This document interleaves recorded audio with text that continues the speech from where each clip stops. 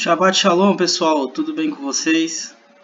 Vamos iniciar mais uma vez o estudo da Torá e hoje para falar da Parashá tão especial que vai detalhar alguns detalhes, né? Detalhar de novo, eu começando já o estudo sendo redundante, amém. Que Hashem perdoe nossos erros, né? Mas tudo bem. Mas que vai detalhar a construção do Mishkan, do tabernáculo, vai falar sobre muita coisa e eu fico feliz que vocês estejam aqui. Quero agradecer o apoio de todos vocês. Essa semana foi maravilhosa. Eu percebi que muitas pessoas estudaram a Parashá passada. Nós tivemos um aumento muito grande de visualizações. Normalmente nós tínhamos de 25 a 30 visualizações e agora nós temos 60 visualizações no último vídeo. Eu agradeço a Hashem por isso, porque nós estamos sendo... O Eterno está nos usando para transmitir a sua Torá para as pessoas, né? Pode fazer ou pode achar que 60 visualizações não é nada, mas imagina 60 pessoas ouvindo sobre a Parashá. Para cada pessoa é um ato incrível, né? É uma coisa incrível. Então, vamos lá, pessoal. Vamos começar aí mais esse estudo. E como de praxe, né? Eu sempre acabo falando isso no início, eu vou falar de novo, porque se você está cansado que eu fale isso, saiba que eu tenho que falar porque tem pessoas novas chegando toda hora, então eu tenho que avisar todas elas, ok? E quem sabe no futuro, daqui a uns 2 anos, eu ainda esteja falando isso para vocês. Que é, estude essa Parashá em casa. Tenha lido toda essa Parashá, ok?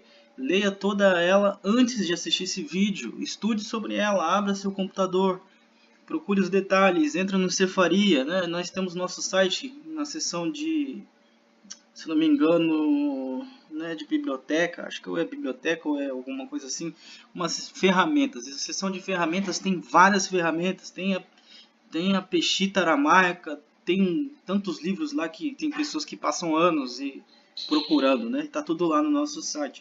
Então estude por você mesmo, ok? Não fica dependendo usando o nosso canal como muleta. Não, você tem que estudar e tem que correr atrás, porque isso é um mandamento da Torá. E você que é homem tem que ensinar a tua esposa, teus filhos. E você que é filho, teu pai e tua mãe não gostam da Torá, ou as pessoas ao seu redor não gostam, você que é solteiro e não tem pessoas que seguem a Torá perto de você, você tem como sim levar pequenos conhecimentos da Torá para essas pessoas, tá? Em forma de aviso.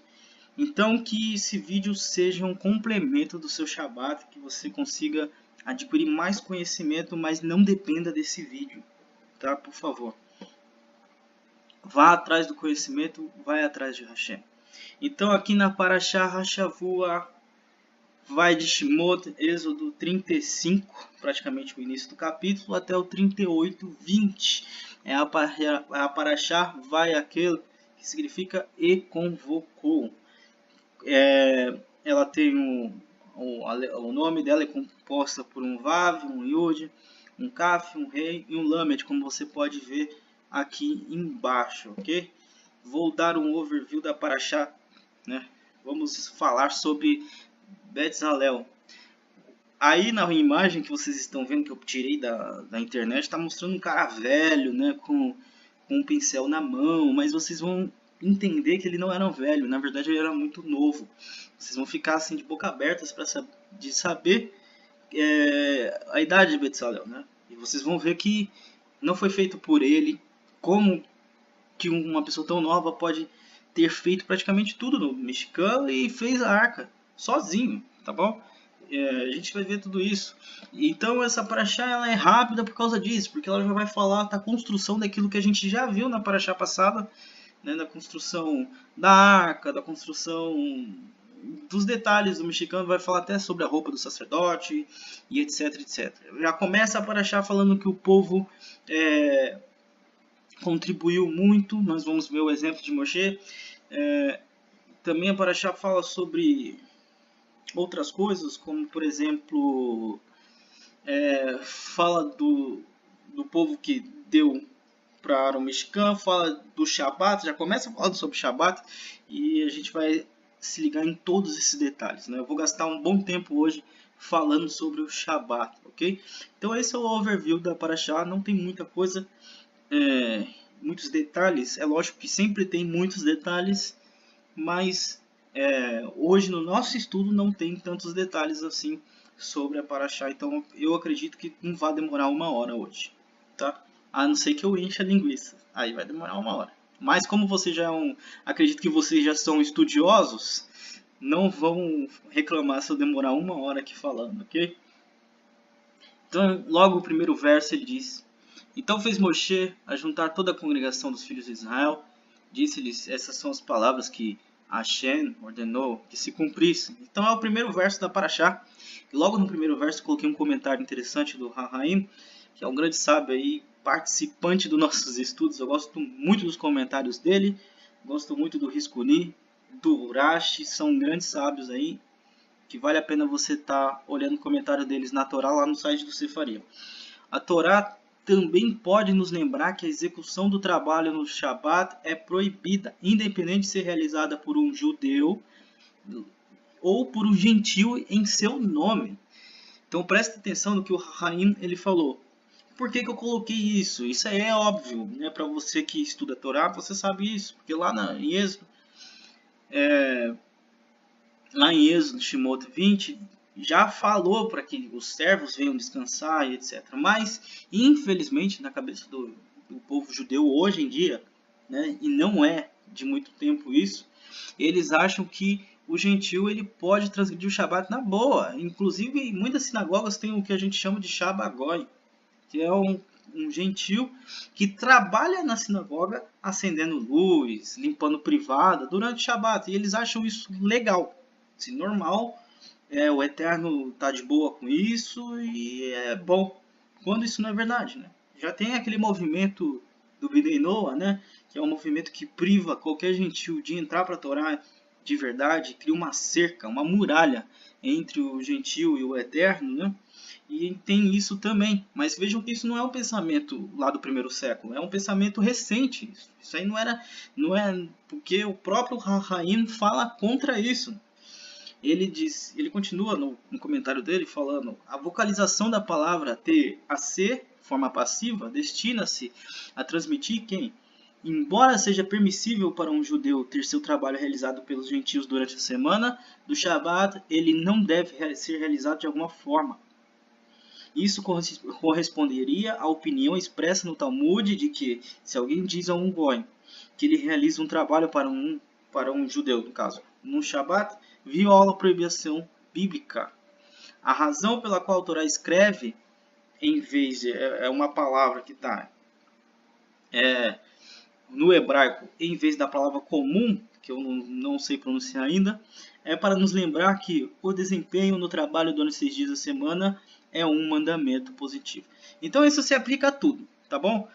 Estamos falando aqui de Shabat, mas pode ser porco, pode ser o que for. Se você é da Torá, se você é um servo de Hashem e você acha que você vai pagar um goim para transgredir uma lei, seja lá, né, se vocês não sabem, um dos grandes vendedores aqui no meu estado de comida de porco, de carne de porco, é um judeu. E ele faz errado. Por quê? Porque ele está incentivando a transgressão da Torá entre os gentios. Então você vê que o Eterno não se agrada dessa forma, e é isso que os sábios pensavam. Inclusive está no Talmud, né? Está na tradição oral, ok? Para você aí que gosta de falar que o gentil pode fazer o que quiser e que é só ele ser Bnei Noah e obedecer 9 leis lá que tá ótimo. Não é assim que a Hashem pensa, ok? Mas vamos lá, tem muito mais coisa para falar. E aí já começa a Parashá, e no versículo 2 ele começa já a falar do Shabat, que ele diz: 6 dias se trabalhará, mas o 7º dia você será santo, o Shabat do repouso ao Senhor. Inclusive nessa parte que fala o sábado do repouso ao Senhor, isso está em português, né? Mas em hebraico está escrito Shabat, Shabatot, que são duas palavras diferentes. O Shabat é o Shabat que a gente conhece, que é o 7º dia e etc, desde a criação. Mas o Shabatot é um Shabat, é um tipo de Shabat que ele pode ocorrer em qualquer dia da semana, porque ele está atrelado às festas, ok? Por exemplo, o Yom Kippur, o último dia do Yom Kippur é considerado um Shabbatot, ok? Então ele pode cair na segunda-feira que não vai ser trabalho. Então o Eterno quer que você descanse e também que o gentio que trabalha com você descanse todos os Shabbats e também Shabbatot, quer dizer, Purim, nós estamos falando de Yom Kippur, nós estamos falando de Pesach, Shavuot e etc, ok? Não, por exemplo, na festa, né, das cabanas, que tem, acho que se não me engano, 2 ou 3 dias que são Shabbatots, né, na semana toda. Então tudo isso o Eterno está falando para que você deva descansar. Então essa frase está lidando com o Shabat semanal e também com as festas. E também com o 7º milênio, que é o Shabat universal, ok? Todo aquele que fizer obra nele morrerá. Perceba que a Torá fala todo aquele. Por quê? Porque entre os israelitas também já haviam pessoas que tinham vindo do Egito e não eram judeus, e não eram povo de Israel, não eram da tribo de Israel. Estavam começando a conviver com o povo de Israel e aprender a cultura do povo de Israel. Então a Torá não restringe, a Torá não fala os Binei Israel não vão guardar o Shabat. A Torá usa o verbo aquele, quer dizer, qualquer pessoa que estiver no meio de vocês, como foi descrito lá em Shemot 20, que não guardar o Shabat, ele vai morrer. Ok? Não interessa quem for, da nacionalidade que for. Se está no acampamento, tem que guardar o Shabat. Então, né, você vê que se o gentio ele não é mais gentio, como está escrito em Efésios 2, e ele passa a ser do povo de Israel, ele está no meio de Israel. Então tem que guardar o Shabat, ok? E ele diz, o próprio Hachaim, ele comenta ainda, né? É um comentário que um complementa o outro, ele continua dizendo: há também uma lição aqui, que o sucesso do trabalho realizado durante os 6 dias da semana depende da observância do 7º dia, como um dia santo. A razão que o Shabat é a alma do mundo, como explicamos em nossa introdução a Bereshit, né? Como ele mesmo explicou. A gente não teve Parashat do Bereshit ainda, né? Porque a gente começou em Shemot, mas até o fim do ano que vem a gente vai ter, ok? Nós vamos passar por Bereshit ainda no próximo, nem que seja no próximo ciclo. Então, Hachaim está falando sobre todo o trabalho realizado na semana depende do Shabat. E isso é uma coisa evidente que eu vejo na minha própria vida. Sempre que eu guardo o Shabat, perfeitamente a semana é tranquila, os problemas se resolvem, exatamente como o povo. Agora, se acontece alguma coisa, eu transgrido o Shabat, ou como antes, né, de eu vim para a Torá, transgrediu o Shabat o dia inteiro, a semana toda era decadente, era a alma que não se restaura. Então o Shabat ele serve não só para o físico, não só para dinheiro, não estou falando só de dinheiro, mas eu estou falando de espiritualidade, estou falando de força, ânimo e tudo isso daí dentro. Porque você pode ter os problemas que forem durante a sua semana, mas se você tiver força, ânimo, se você tiver bem espiritualmente, você consegue passar por cima de todas elas, né? Esse é o segredo do povo judeu. Tem muita gente vendendo livrinho aí, o segredo do povo judeu, prosperidade judaica. Sabe qual é o maior segredo da prosperidade judaica? O Shabat. Okay? Então vejam só o quanto o Shabat é importante e quanto que a igreja ou quem for, o sistema que for, gostam de pisar em cima desse dia e trocar pelo domingo. Por quê? Porque isso torna as pessoas espiritualmente fracas, frágeis e sem a presença do Eterno, ok? Veja só que só nessas parashiot, acho que foram 3 ou 4 já, desde Shemot 20, desde Êxodo 20, nós estamos falando sobre o Shabat, já falamos mais de 4 vezes. Olha só como o Eterno fala, olha, meu sábado, parece aquele pai falando para o filho, meu sábado, meu sábado, meu sábado, meu sábado, meu sábado. E não vai ser ninguém que vai chegar e falar depois, não precisa guardar, ok? Se você não assistiu a série Iniciando na Torá, assista que você vai saber quem na verdade aboliu o sábado, você vai descobrir. E o próximo verso da Torá para comentar é: não acendereis fogo nenhuma em nenhuma das vossas moradas no dia de Shabat, ok? É uma expressão e um mandamento claro, não tem nem dúvida para isso, tá bom? E aqui está uma introdução que eu vou começar a falar dos 39 trabalhos proibidos, né? Mas antes de falar, eu vou dar uma pequena introdução. O povo estava recebendo o mexicano. O povo ainda não tinha começado a construir, estava começando. Moshe estava recebendo as instruções e passando para o povo. Ó, faz isso, faz aquilo outro, etc. Discutindo pontos e pontos da Torá. O povo estava louco para construir esse mexicano. Estava doido para construir. Então eles estavam desesperados, porque era algo que veio do céu, do eterno. E era uma segunda chance, já que eles tinham cometido aquele erro do bezerro de ouro. Hashem, sabendo disso, começa falando sobre Shabat. É como ele se dissesse assim, olha, eu sei que vocês estão ansiosos para o Shabat, eu sei, quer dizer, para o Mishkan, para construir logo o tabernáculo, para começar logo com tudo, mas mesmo assim, observem o Shabat. Para você que sabe a importância do Mishkan, perceba que o Eterno fala e fala do Mishkan, mas ele fala que o Shabat é maior do que o Mishkan. E por isso que os nossos sábios eles falam que um Shabat bem guardado, ele é mais expiatório. Escutem o que eu estou te falando. Um Shabat bem guardado e observado, ele é mais expiatório, consegue apagar mais transgressões do que um Yom Kippur. Não é uma coisa tremenda, meu querido. Guarda o Shabat. Como eu disse, até na minha techuvá eu comecei guardando um sábado sem saber que eu estava guardando um sábado. Lá no meio da casa da idolatria. Já contei essa história, não vou contar de novo. Ok? Então, a Hashem fala, olha, eu sei que vocês querem construir, mas trabalha, segunda a sexta. Chegou no Shabat, parou tudo. Parou tudo. Largou tudo. Deixa pra lá. Passa o Shabat, aí vocês começam a reconstruir de novo o Mishkan, ok? Então essa é então a compreensão. Aí você tira quais são as proibições do Shabat. São todas as proibições relacionadas ao Mishkan. Então tudo que se fazia no Mishkan é proibido fazer no Shabat. E por que o fogo é proibido? Porque eles usavam o fogo para amolecer o ouro.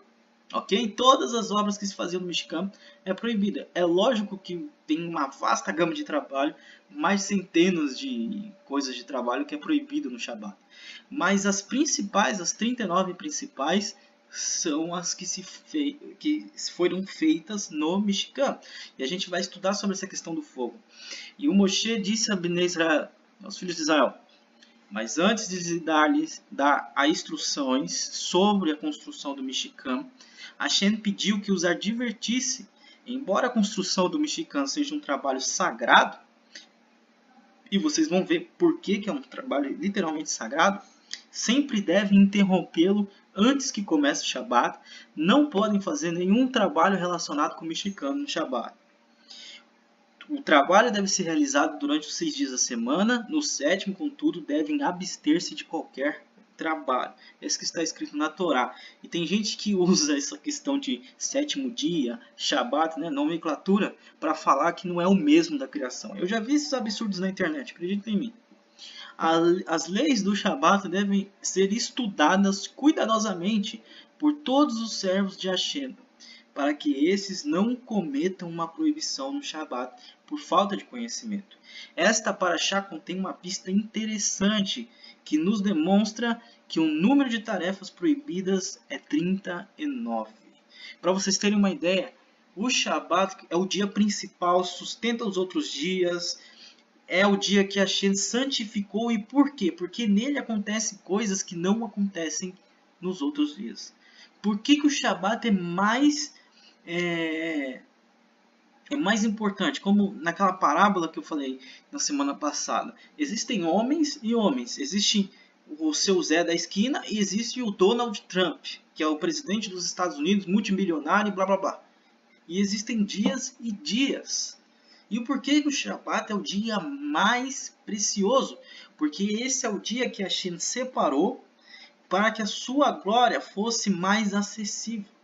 Existe uma coisa muito mais profunda que eu pretendo falar só no ano que vem. Eu não posso falar agora porque vocês estão iniciando, né? Muita gente aqui está cru na Torá. Não posso falar certas coisas profundas. Mas é um dia que a presença de Hashem está mais presente no mundo. E foi ele que estabeleceu desta forma. É como se todos os dias a prefeitura da sua cidade tivesse fechado. E para você resolver seus problemas, você precisa ir no secretário, não sei o que, blá blá blá. falar com o subprefeito. Mas existe um dia que o prefeito vem na tua cidade e ele abre a porta da prefeitura e fala: agora eu vou resolver, vou falar com todo mundo. É como se fosse isso o Shabat. Mas não é domingo, não é segunda, não é terça, não é quarta, não é quinta, não é sexta, não é sábado. É o Shabat. Não é nenhum outro dia, ok? É das 6 horas da sexta-feira até as 6 horas do sábado. E não tem outro dia. Não é outro dia. Se você quiser guardar outro dia, errado. Sempre vai ser o Shabat. Então, continuando aqui. Agora eu vi um comentário meu, né? Esse comentário, o anterior era da fonte do Rabado. Agora vem uma coisa que eu escrevi que fala: é preciso esclarecer que alguns ensinam que hoje se pode acender fogo, alguns com velas e outros para esquentar. Se apoiam em dizer que naquela época era custoso acender fogo. Porém, devemos entender que a Torá diz, e ela diz: não acendereis fogo, e não tereis o trabalho do fogo. Isso mostra que o importante era o fogo, por isso aconselhamos não acender nenhuma chama no Shabat. Hashem disse: não acendereis fogo. Hashem não disse: mas vocês vão ter trabalho, até porque o cara poderia acender o fogo antes do Shabat e continuar com ele aceso. Mas o problema é o fogo, não era uma questão de acender. Além do trabalho que teria de acender um fogo, que não era uma coisa fácil, o cara teria que cortar a lenha, mas a lenha poderia estar cortada dentro da casa dele. Mesmo assim, ele não poderia acender, porque o Eterno disse: não acender fogo, ok? É lógico que hoje em dia é muito mais fácil, você tem isqueiro, você tem fogão que acende o fogo bem mais rápido, etc. Mas todas essas coisas têm que ser feitas na sexta-feira e não no Shabat. Você prepara a sua comida na sexta-feira, você prepara, se tiver um dia frio, você põe lenha na sexta-feira de manhã, ok? E tudo isso feito no dia anterior e não no Shabat, porque o Eterno disse não acender fogo. Como eu falei, tem pessoas que têm uma visão diferente, né? Mas como os ortodoxos, então, Yosef, fazem? Se não pode acender fogo, como é que eles fazem para guardar o Shabat? Primeiro, toda casa ortodoxa tem uma chapa. Eles mantêm a chapa esquentando, não a chapa de colocar carne, essas coisas, e deixam lá esquentando e colocam a comida lá em cima e ela esquenta. Ou micro-ondas, tem gente que não gosta de acender micro-ondas, né? Mas o micro-ondas não usa fogo, ok? Então existem outras possibilidades para isso. Mas tem pessoas que acham que é só por causa do trabalho, e aí vai depender do que você sente no seu coração. Se você acha que é só por causa do trabalho do fogo, que não tem nada a ver, que a gente te abençoe, mas eu não penso dessa forma, ok? Aí você vai falar: mas eu não tenho nem condições de guardar o Shabat, quanto mais questão de fogo. Como é que eu vou fazer isso, então, Yosef? Sabendo que os ortodoxos, tem muitos ortodoxos que fumam, né?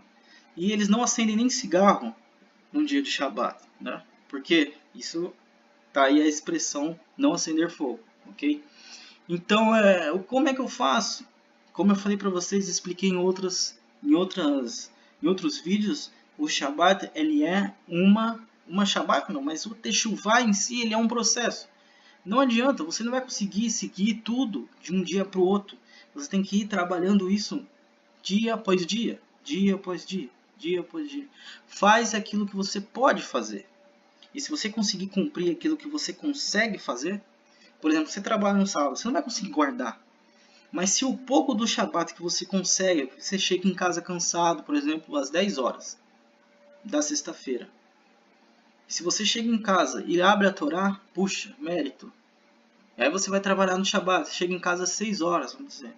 Tem o final da tarde, ainda é Shabat. E você abre a Torá para estudar, você faz uma boa ação, puxa, mérito para você. Agora, se você não consegue, trabalha literalmente o Shabat todo, mas você cumpre aquilo que você pode, você recita o Shema, você aprendeu a pensar na Torá o dia inteiro, a Hashem vai prover, pode ter certeza, um trabalho que você vai conseguir guardar o Shabat.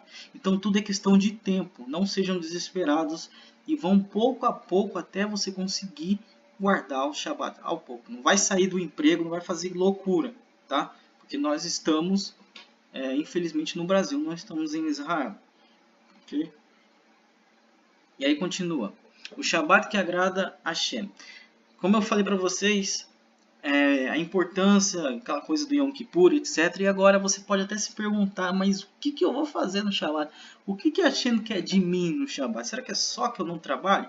Nós temos uma referência lá em Yeshayahu 58, você pode ver na sua casa. Recomendo que veja em hebraico, mas hoje nós vamos ler em português mesmo, que vai falar sobre o Shabat. Agora você vai aprender o que a Hashem quer de você no Shabat, que você faça. Não é proibido se cansar no Shabat, ok? Porque ele diz assim: pois ainda assim este povo tenta me encontrar de dia e de noite. Parece mesmo pessoas desejosas de me conhecer as minhas orientações. Como se formassem uma nação que faz o que é direito e não abandonou o mandamento do seu Elohim. Solicitam-me decisões justas e demonstram a vontade de que a Hashem se aproxime deles. Questionam: por que jejuamos regularmente se tu não reparas? Temos mortificado e humilhado sobremaneira as nossas almas e tu não tomas conhecimento de tudo isso. Olha só a importância do Shabat. Os caras estavam se humilhando, os filhos de Israel, mortificando, fazendo festa, mas o Shabat não estava direito, meu querido. Olha só como que o Shabat pode te afastar de Hashem, ok? Um Shabat mal guardado. A razão está em que, no dia mesmo do vosso jejum, correis atrás dos vossos próprios desejos e negócios. E assim como também explorai os vossos trabalhadores. E por que ele está falando jejum? Porque ele está falando sobre um Shabaton, né, que é o Shabat de Yom Kippur. Ora, o motivo está em que o vosso jejum sempre termina em discussões e rixas, em brigas violentas, com socos e outras brutalidades. Não é possível que continueis a jejuar deste modo e ainda esperei que a vossa voz seja ouvida no alto céus. Porventura, foi esse o jejum que eu idealizei? Apenas um dia separado para que o ser humano pareça contrito, inclina a cabeça com um junco no brejo, se deite com pano de saco e cinzas em sinal de grande lamento? Ora, é isso que vocês chamam de jejum agradável ao Eterno? Não, nada disso. O jejum que desejo não é este. Não é este. Ele vai falar agora. Que te libertes das amarras da malignidade e da injustiça. Que desfaças as ataduras da opressão. Que ponhas em liberdade os oprimidos e não despedaces todo o jugo. Ora, não é partilhar o seu alimento com o faminto, abrigar o pobre desamparado, vestir o nu e sem teto, que encontraste e não recusar a tua ajuda ao próximo? Quando fizeres assim, então a luz resplandecerá como a alvorada, e prontamente surgirá a tua cura, e tua retidão caminhará adiante de ti, e a glória de Hashem guardará a tua retaguarda. Assim clamarás ao Eterno, e ele te atenderá.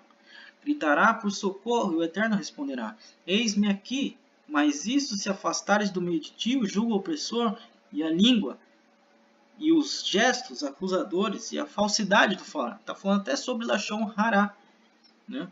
Você vê que aquilo que eu falei em outros estudos, que quando você deixa de fazer as suas vontades e se cancela para Hashem para fazer aquilo que ele quer, Hashem se cancela para fazer o que você quer. Veja que isso é verdade, porque é o que está escrito aqui na nossa frente. Se com renúncia própria beneficiares os que têm fome e buscarem satisfazer os anseios dos aflitos, então naturalmente a sua luz despontará nas trevas e a tua noite será como o meio-dia. Isso é uma promessa até que Mashiach prometeu. O Eterno será o teu guia continuamente e te assegurará com fartura. Mesmo em terra árida, ele revigorará os teus ossos e tu serás como um jardim regado, como uma fonte generosa e borbulhante cujas águas nunca se esgotam. Seu povo reconstruirá as velhas ruínas e restaurará os alicerces antigos, será chamado reparador de muros, restaurador de caminhos e moradas. Está falando sobre o que? Restauração. Aí ele vem uma promessa maior. Se vigiares os teus pés, a fim de que não profanes o Shabat, e para não fazer o que bem quiser no meu santo dia, que é o sétimo dia, Se considerares, chamares delícia, quer dizer, prazeroso, como é bom guardar o Shabat, o meu sábado, e honroso dia santo do Eterno, e se o dignificares, deixando de seguir seu próprio caminho, de fazer o que bem deseja, e falar irrefletidamente, então encontrarás no Eterno a tua grande alegria. E eu farei com que calvares nos altos da terra, e se banqueteiem com herança de Jacob, teu pai, porquanto a boca do Eterno disse. Então não foi nenhum profeta que falou. Essa promessa foi dada pelo próprio Eterno. Então você quer dedicar um Shabat ao Eterno? Além de estudar a Torá aqui conosco, estudar em casa, passar para outras pessoas, arrume coisas para fazer sobre bondade, pessoal. O que falta na Techuvá é isso. Gente, pessoas... lógico que tem, é claro, não desmerecendo quem tem, até conheço uma pessoa que faz muita bondade para as pessoas, mas ainda falta massa para fazer isso. Ajuda o teu próximo, mesmo se você for pobre, você consegue. Ajuda teu próximo em oração, ajuda teu próximo pode ser o pagão, mas se ele estiver passando necessidade, ajuda, porque é isso que a gente quer no Shabat.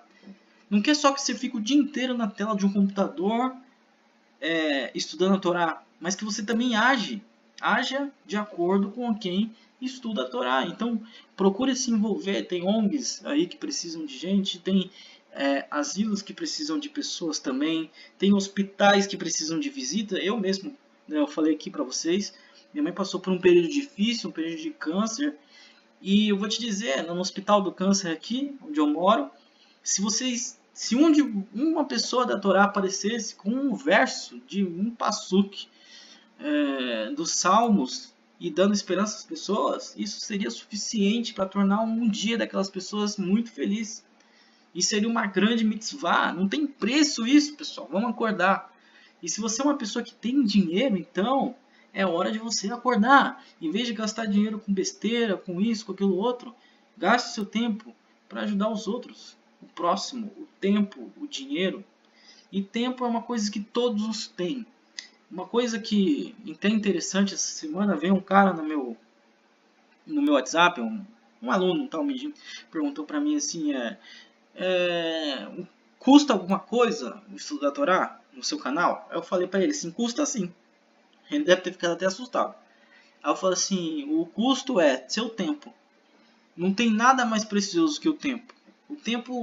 O dinheiro você vai lá e recupera. Você ganha, uma hora você perde, outra você ganha, você trabalha, fica no vermelho, fica no azul, beleza.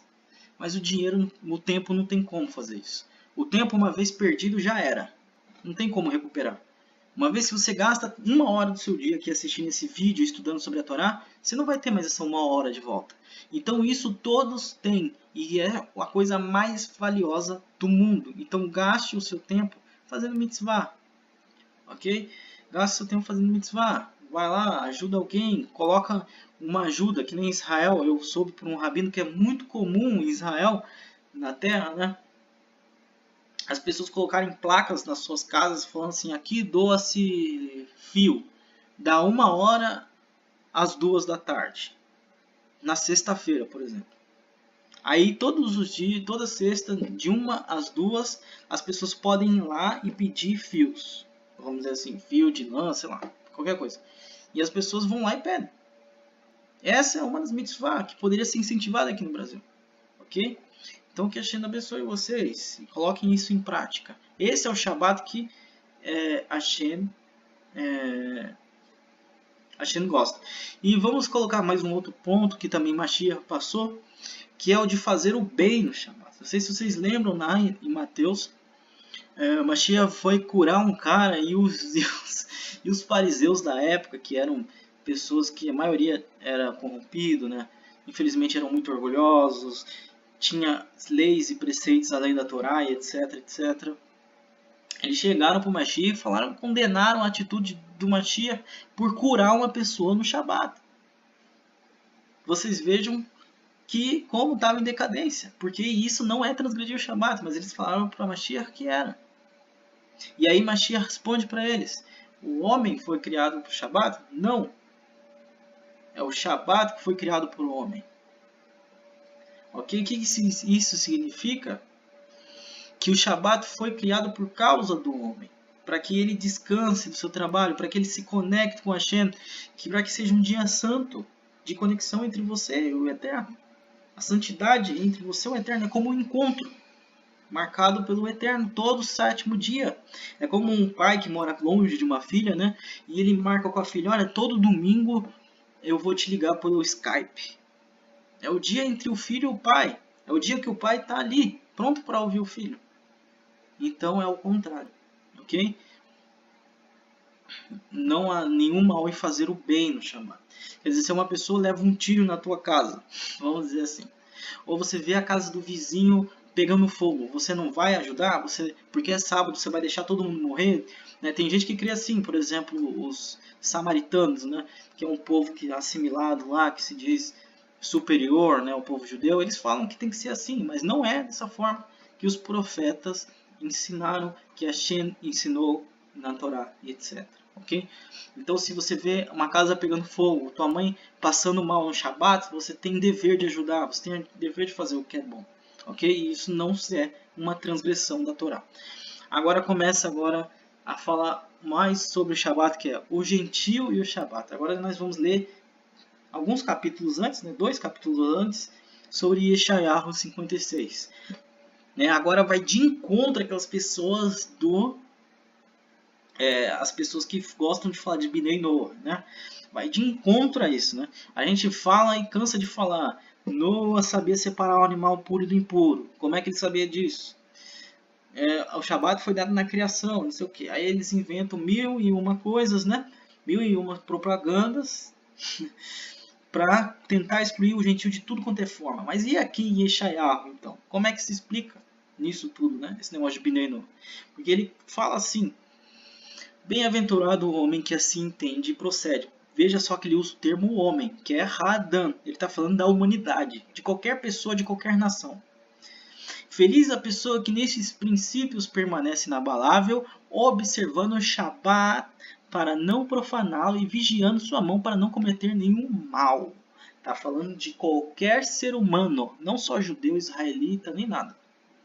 Que nenhum estrangeiro, aí você que duvida, né? Agora ele fala explicitamente que nenhum estrangeiro que se disponha a unir-se a Hashem venha dizer: é certo que o Eterno me excluirá do seu povo, e que nenhum eunuco reclame: não passo mesmo de uma árvore seca. Às vezes você que veio de outras nações, que quer se unir ao povo de Israel, se acha indigno, mas você agora tem que usar sua emuná e crer no que Hashem disse. Mesmo que você não seja merecedor e tenha um passado que for, Hashem disse, não diga isso. Por quê? Porque assim afirma o Eterno: aos eunucos que guardarem os meus Shabat, que são pessoas sem filhos, que agirem do modo como me agrada e se apegarem à minha brit, quer dizer, à minha aliança. Está falando de Avraham, de Yaakov, está falando de Yosef, está falando dos patriarcas, está falando de circuncisão, de Torá, de Moshe. A aliança de Hashem é essa, não existe outra. Que é com o povo de Israel e o povo da casa de Judá. Não tem outro povo. Que ele diz: a eles darei, dentro do meu templo e dos meus muros, um memorial e um nome melhor que os filhos e filhas, e um nome eterno que não será jamais apagado. Para você que gosta do Novo Testamento, da Brit Hadashah, abra sua Bíblia lá em Apocalipse e leia, né? Não sei se é 18, 19, eu não me lembro agora, na série Iniciando na Torá tem isso, que fala sobre as pessoas de muitas nações que serviam no templo. Essa é a promessa dessas pessoas, ok? A Hashem vai cumprir isso.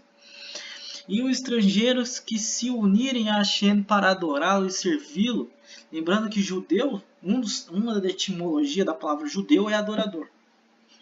Para amarem o nome de Hashem e dedicar-lhe culto, todos os que guardaram o Shabat, deixando de profaná-lo, e que se apagarem a minha aliança, mais uma vez. Todos esses trarei ao meu santo monte e lhes darei alegria em minha casa de oração. Seus holocaustos e demais sacrifícios serão igualmente aceitos em meu altar. Porquanto a minha casa será chamada casa de oração para todos os povos. O oráculo soberano de Hashem, daquele que reúne os exilados de Israel. Eis que reunirei ainda outros que já foram aqueles que já foram reunidos. Então, pessoal, eu acho que já está mais do que claro, já está mais que esclarecido. Já falamos muito sobre Shabat. Eu espero que vocês tenham entendido, ok? Então, vamos continuar. Vou beber aqui. Ainda sobre Shabat a gente vai falar mais, né? Eu vou beber aqui um copo d'água.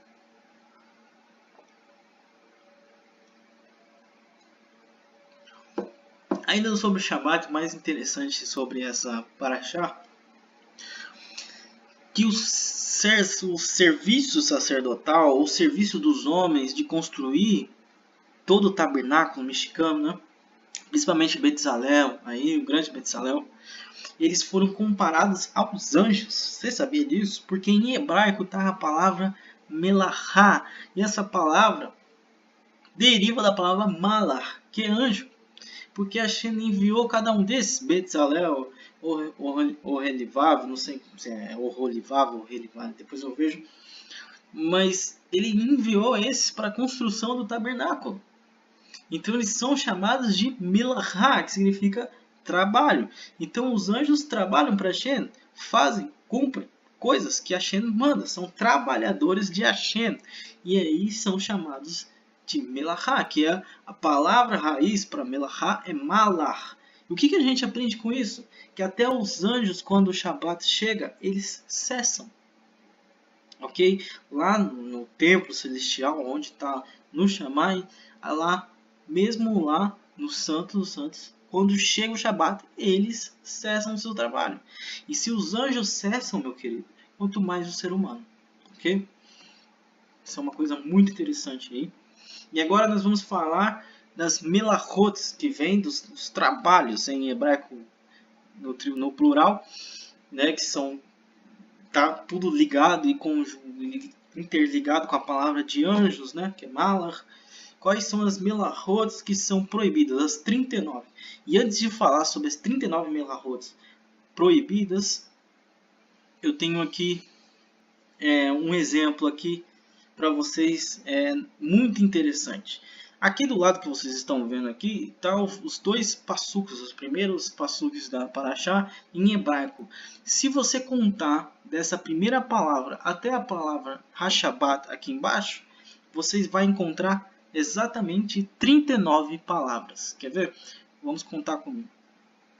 1, 2, 3, 4, 5, 6, 7, 8, 9, 10, 11, 12, 13, 14, 15, 16, 17, 18, 19, 20, 21, 22, 23, 24, 25, 26, 27, 28, 29, 30, 31, 32, 33, 34, 35, 36, 37, 38, 39. E aí vem a palavra Hashabat. Então, até pela gematria, ou melhor, né, não é gematria, mas até pelos segredos da Torá, que é o tipo de gematria, porque está envolvido o número, também nós temos a confirmação sobre as 39 melachot. Está aí para você que gosta dessas coisas que estão além do nível pichat, né? E começa. A primeira, que é zeriar, que significa plantar, e outros atos que fazem crescer plantas. Harishá, arar, e outros atos de preparar o terreno para o plantio. Que será arrancar ou cortar, plantar do lugar onde cresceu. Rameamer, juntar plantas para formar pilhas ou feixes. Quer dizer, aí ele explica como a melachá foi realizada na construção do Mexicano. As melachot 1 a 11 se faziam no Mexicano para preparar tintas para atingir a lã necessária para cumprir o Mexicano. Então tudo isso foi feito na obra do Mexicano. De chá, que é debulhar, separar grãos de uma planta de sua casa. Seriá, que é dispersar os grãos ao vento. Bererá, selecionar e separar. Terriná, que é moer. Hakadá, que é peneirar. Lixá, que é fazer massa. Continua. Afiá, ou bichu, que significa assar ou cozinhar ou fritar. Aí começa. 12. Gesizat, osquiar, libum, lavar, niputz, que é desembaraçar a lã, ou não trabalhada, Tzeviá, que significa tingir, Reviá, que é fiar. Aí ele comenta, as melachot de 12 a 20 serviam para obter lã e entrelaçá-la nas tapeçarias do mexicano. Hansahat, que significa esticar o fio para prepará-lo para tecer. Asiyat, bater, que significa passar o fio entre dois anéis, né? Quer dizer, então você não vai poder costurar no Shabat, né? Você não pode fazer isso. Ariga, que é tecer, petsear, fazer os fios e retocá-los. Aí, mais um comentário. A melachot 21 e 22 eram feitas quando a cerca para o Hatzer, parte de Mishkan, era desarmada. 21, Keshirá, que é arar. Hatará, que significa desatar. Eu esqueci de ler aqui, né? Mas eu vou ler. E montada. A rede que rodeava o Hatzer se apoiava com cordas presas a presilhas. Algumas tapeçarias do mexicano eram costuradas juntas e, às vezes, era preciso cortar nas junções. Os filhos de Israel precisavam caçar animais cuja pele necessitava, como tarraxe. Okay? Tefirá, que é costurar. Queriá, que é rasgar com a intenção de suturar. Sedá, que é caçar. Sherritá, que é abater. Rafishatá, que é pelar o couro. Ibud-or, que significa curtir o couro. Sirtut, alisar o couro. Hamemachen, que é demarcar o couro. Hitur, que é cortar. Ketivá, que é escrever. Merikat Ketav, que é apagar. Benivá, construir. Setirar, destruir ou demolir. Então você não pode escrever no Shabat e apagar. Você não pode fazer muitas coisas que a gente nem imagina, que são consideradas transgressões do Shabat. As melachot 26 e 31 eram feitas para preparar as peles dos animais que cobriram o mexicano. As vigas do mexicano eram marcadas com um número para serem sempre colocadas nas mesmas ordens para erguer o mexicano. Quando os filhos de Israel iam partir, desarmavam o mexicano.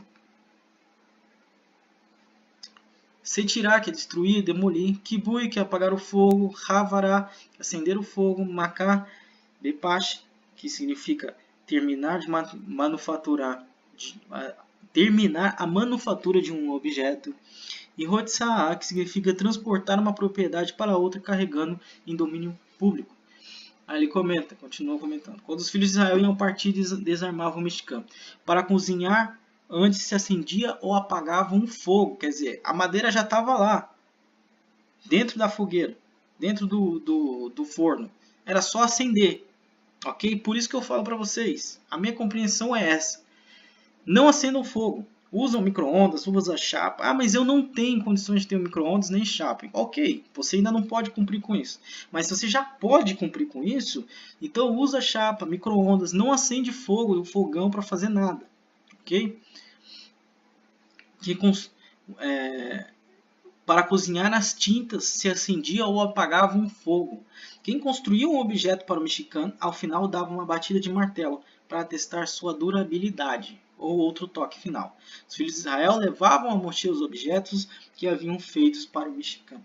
Então essa questão do fogo é isso. Não acendam fogo, nem com fósforo, nem com nada, ok? Não acendam fogo, é melhor desta forma, ok? Tem pessoas que acham isso um absurdo, etc. Mas eu não acho, porque a Torá é bem clara. Não acender o fogo.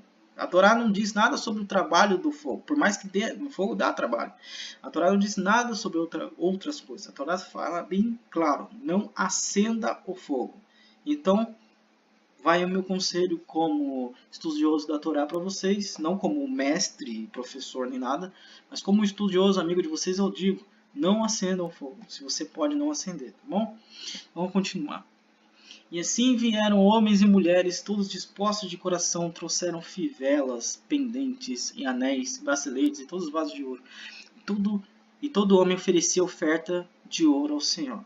E esse ouro foi ordenado pegar com quem? Com as mulheres. Aí o Daazi em Zeknin, em Shimoto, ele comenta: os homens procuravam as mulheres com a intenção de negar-lhes que oferecessem suas joias, como anéis de narizes e brincos.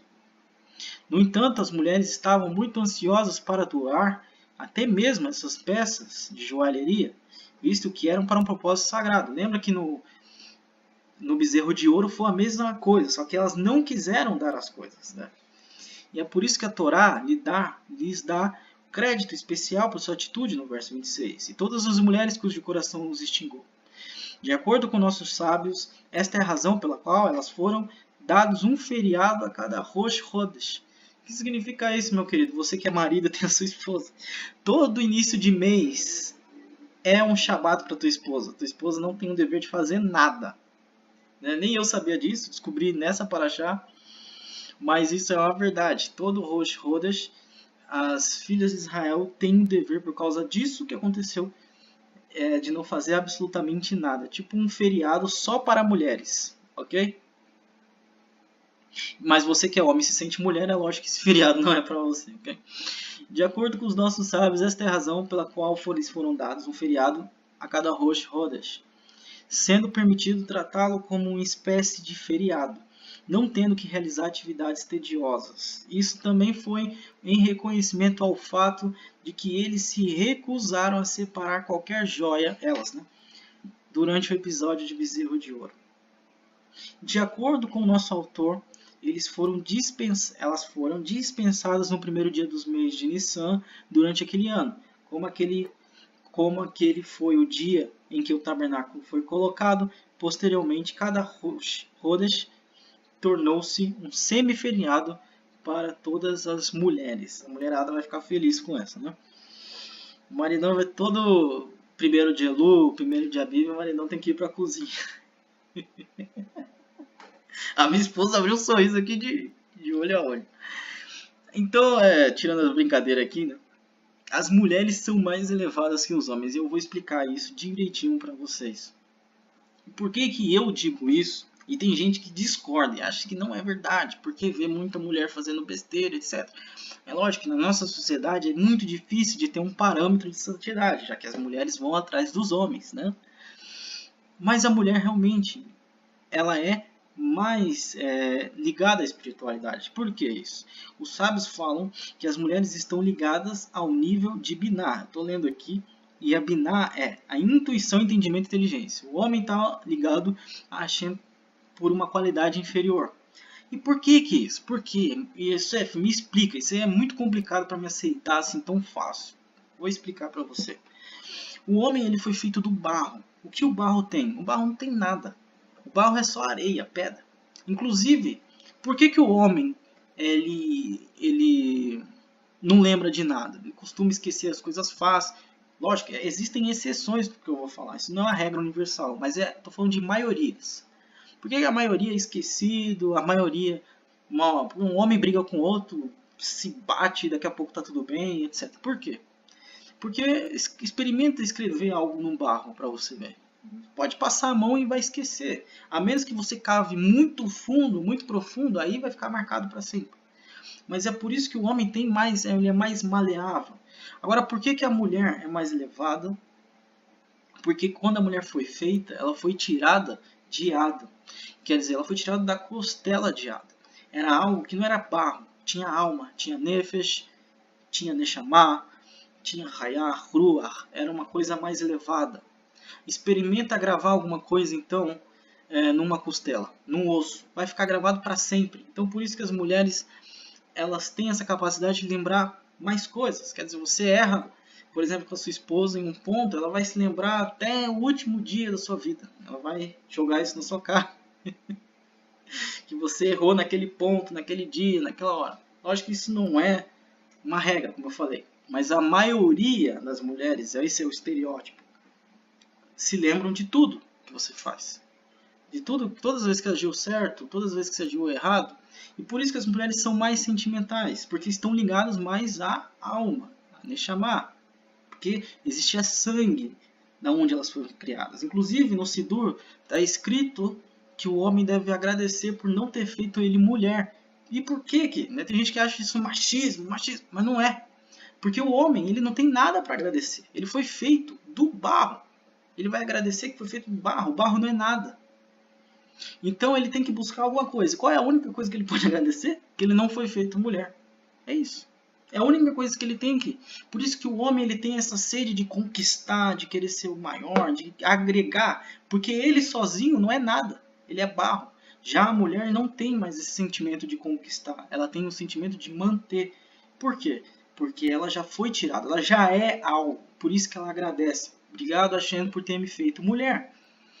Porque ela já é alguma coisa, ela já é considerada. Então as mulheres eram mais elevadas e continuam sendo mais elevadas. Tanto que você vai numa festa, o cara puxar a mulherada, ele tem que falar assim, mulheres não pagam bebida até meia-noite. A mulher que tiver o short mais curto não vai pagar a entrada, blá blá blá. Então essas festas, esses antros de prostituição, para chamar a mulher ao nível do homem, a baixaria do homem, tem que ser algo muito atrativo. Senão a mulher não vai. Ela não vai sair de casa para ser tratada como homem, ok? Então é por isso que a mulher é mais elevada do que o homem. E os sábios falam que ela é ligada à qualidade divina. Elas têm mais intuições, entendimento e inteligência. E nós vemos na Torá, na hora do bezerro de ouro, elas não deram nos brincos, resistiram muito. Lógico que teve mulher que entregou, mas a maioria resistiu. E quando chegou na hora de doar para o Mishkan, elas queriam, enquanto os homens não queriam. Ok? Você pode ver que um homem, ele na hora de decidir a coisa, ele é muito rápido. Ele chega, a gente dá o problema para o homem, ele já pensa numa solução e nem pensa direito. E muitas vezes os homens são precipitados por causa disso. Já a mulher tem que pensar mais um tempo. Não, vamos ver se é assim mesmo e tal. Aí a mulher perde o tempo raciocinando. E já o homem, ele é impulsivo. Por quê? Há mais uma diferença entre o barro e a qualidade da alma, ok? Então, não só nesse evento elas foram glorificadas, mas também no evento do Egito.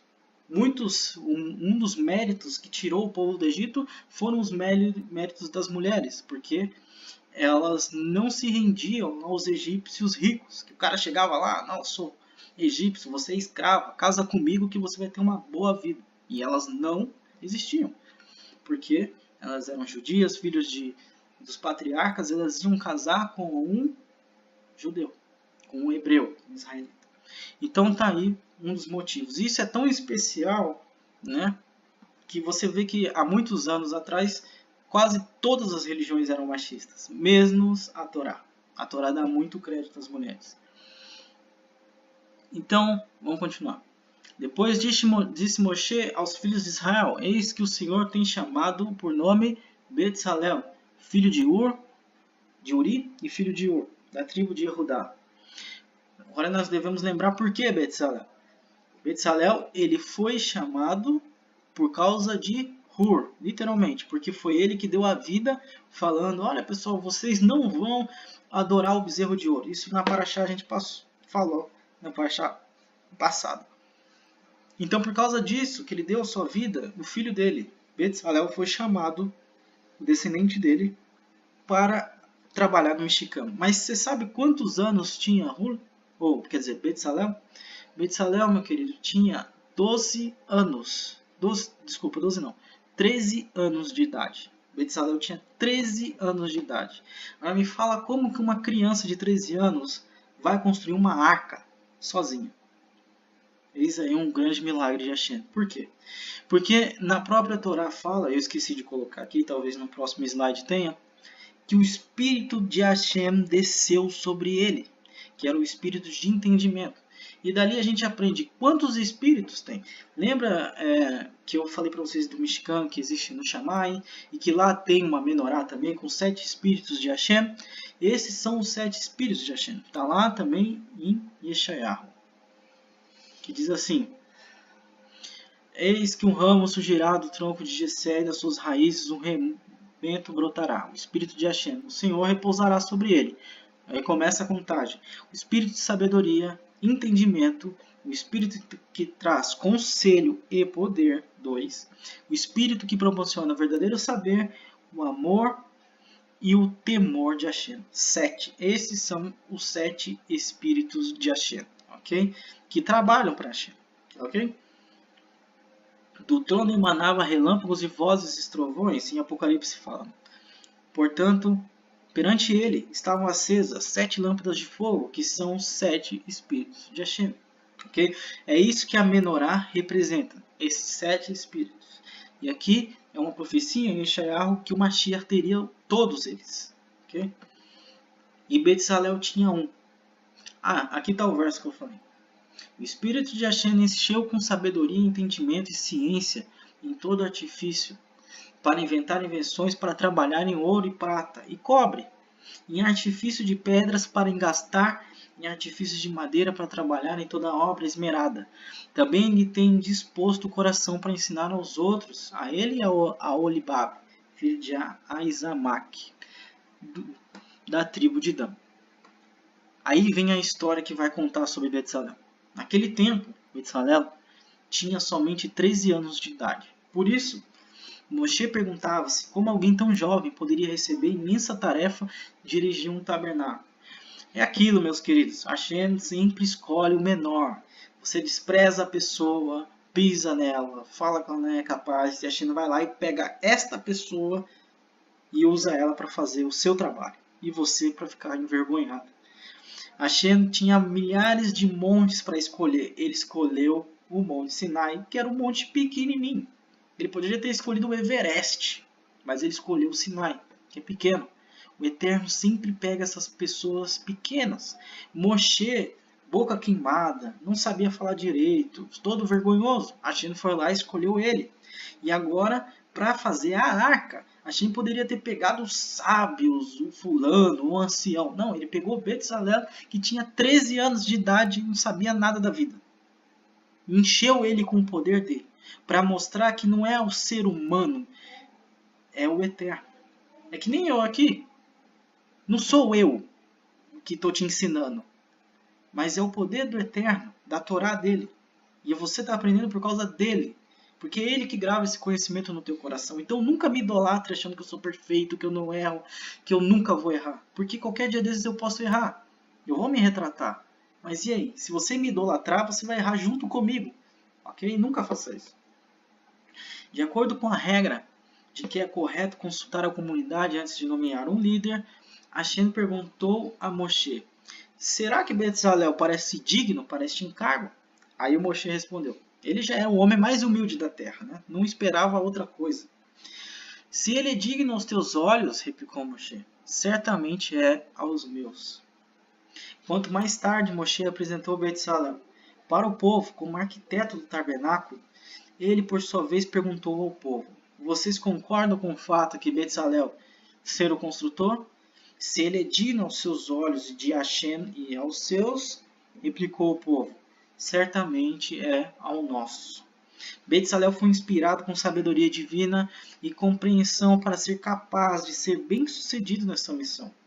Assim, foi mostrada a Moshe em uma visão da estrutura detalhada de cada utensílio do tabernáculo. Assim também foi concedida a Betzalel uma visão celestial da forma e desenho de cada objeto. Betzalel era um artífice que se empenhou em seguir a risca das instruções divinas. Por isso a Torá o recompensou, anexando seu nome a cada um dos objetos do tabernáculo citados na Parashá. Moshe ordenou a Betzalel: primeiramente constrói a arca, depois os outros utensílios e finalmente a tenda do tabernáculo. Olha só, um conselho do Moshe. Aí ele respondeu: meu mestre, Moshe, ao construir uma casa, será que não se constrói primeiramente a estrutura externa para abrigar a sua mobília? Se eu construir a arca primeiro, onde é que a colocarei, depois de ficar pronta? Será que Hashem não lhe disse para primeiro construir o próprio tabernáculo e só depois a arca e os outros acessórios? Você tem razão, admitiu Moshe. Você pode ser denominado como aquele que está à sombra de Hashem. Por isso, a sabedoria para compreender o significado secreto das suas palavras. Então, o Betzalel corrigiu Moshe, olha só. Daí o nome Betzalel, composto pelas palavras Betzel e El, que significa aquele que estava na sombra do Altíssimo. Hashem ordenou a Moshe para nomear Oholiav, da tribo de Dan, como seu assistente de Betzalel. Oholiav não fazia nenhum trabalho independente, mas ajudava Betzalel em cada fase da construção. Hashem juntou como artesãos Betzalel, membro da tribo de Yehudá, e Oholiav, da tribo de Dan. Yehudá era o mais exaltado dos filhos de Jacob, e Dan era o menos importante. Juntando-os, Hashem quis dizer ao povo Yehudim, povo judeu, que aos seus olhos o grande e o pequeno são iguais. Uma pessoa menos capaz que serve a Hashem com todo o seu potencial é considerada no mesmo nível que uma pessoa privilegiada, pois Hashem julga o homem de acordo com as intenções do seu coração. Para quem não se lembra, aquele evento que aconteceu com Mashiach, que veio um rico, né, e doou bastante dinheiro, e depois vem uma senhora e doou 2 moedas. Eles perguntam, né, para os discípulos, quem que você acha que saiu daqui justificado? Aí os discípulos não souberam, ele respondeu, a mulher que deu 2 moedas, porque ela deu tudo o que ela tinha. Ok? Então Hashem olha sempre por esse lado, não pelo outro.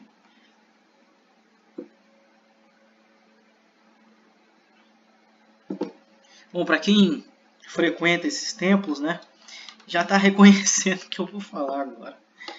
Ok? Vou beber uma água aqui.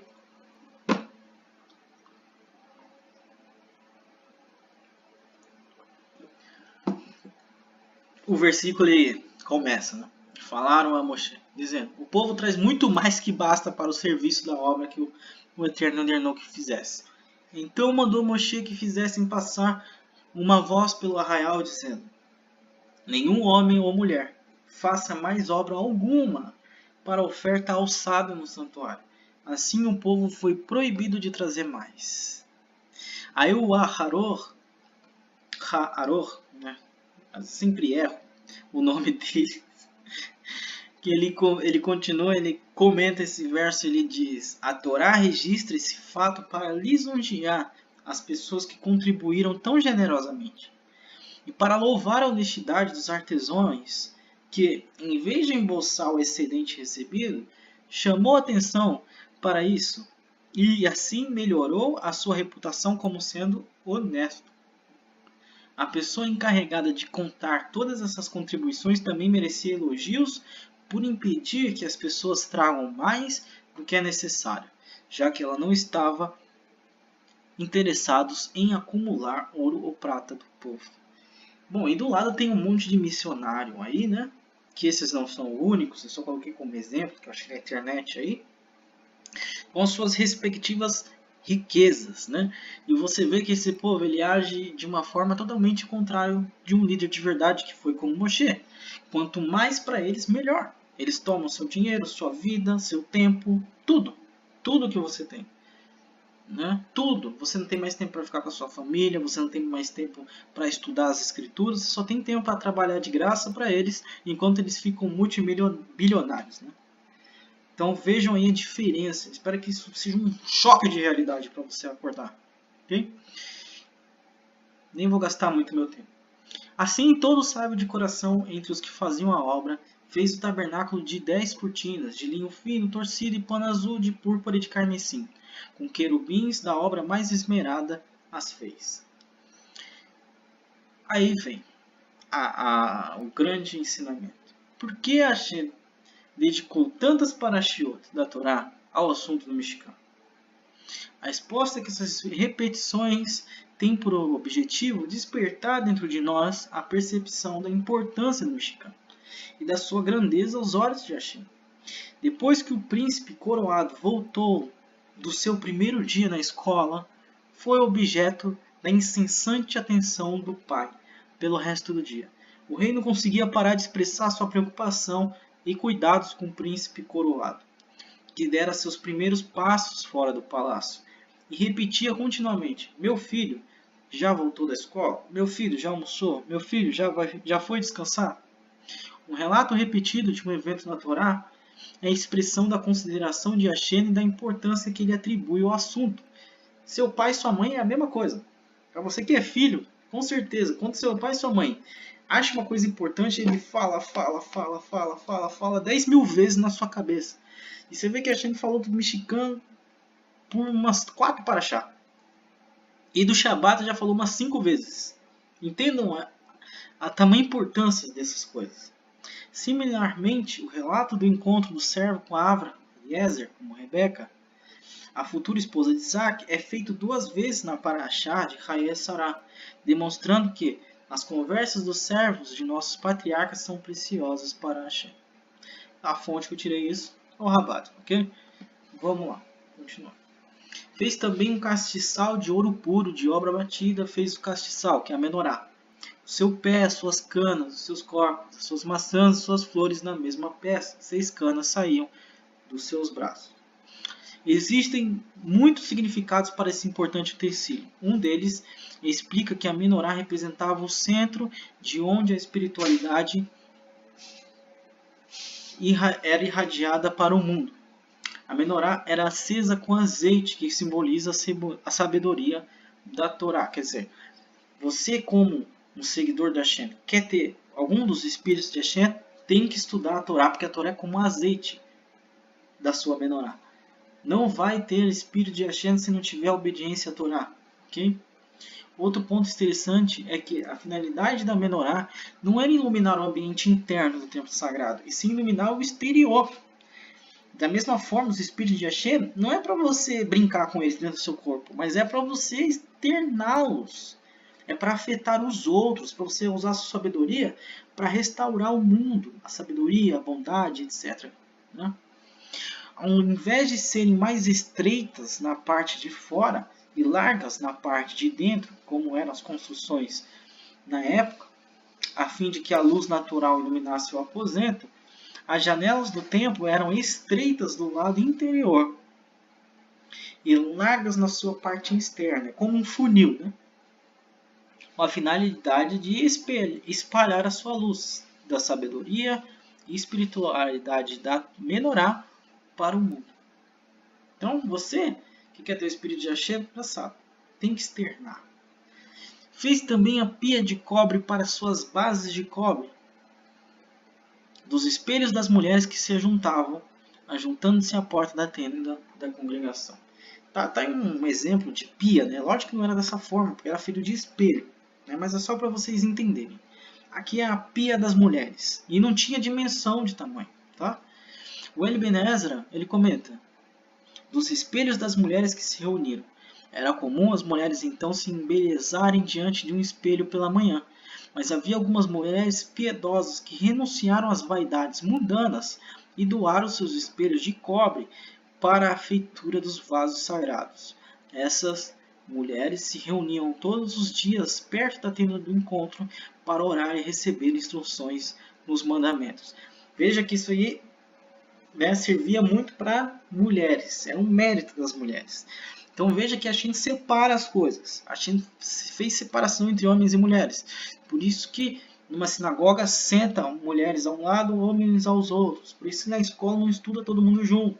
E sempre há separação entre homens e mulheres, ok?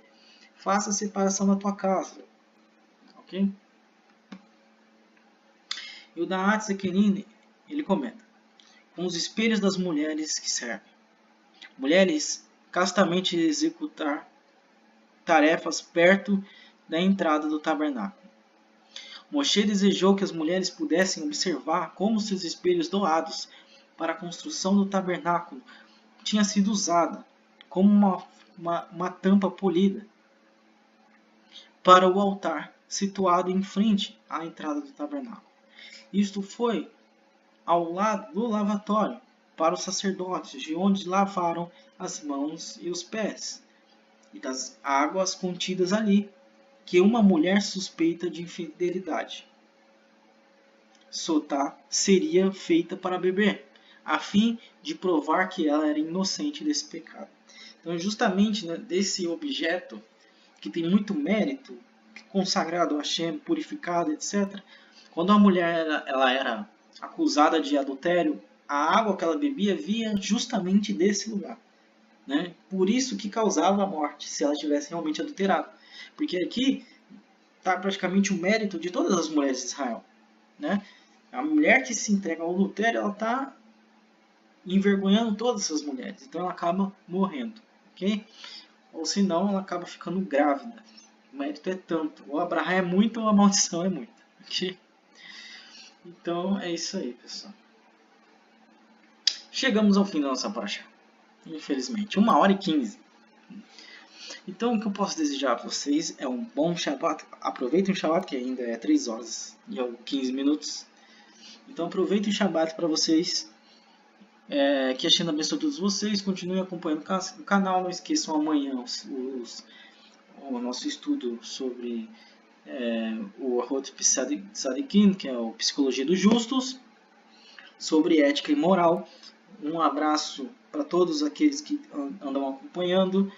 Dia 16 agora, de março, tem o início do nosso grupo no WhatsApp. Eu espero ter internet para estar interagindo com vocês. Então que a Shina abençoe, continue orando um pelos outros, cumprindo mitzvah. Se você achou que é legal esse estudo, dê um curtir. Se você acha que é necessário, compartilhe, se você achar. Então que o Eterno abençoe muito vocês, ok? Só para deixar claro uma última questão sobre o Shabat. Lembre-se que o Shabat ele pode ser infringido em caso de alguém tiver em caso de vida ou morte. Ok? Por exemplo, se tivesse muito frio no Shabat e você precisasse acender fogo, poderia. Ok? Isso não seria uma transgressão do Shabat. Tá? Só para esclarecer. Então que a Hashem abençoe vocês. Até a próxima semana, na próxima paraxá. Tchau!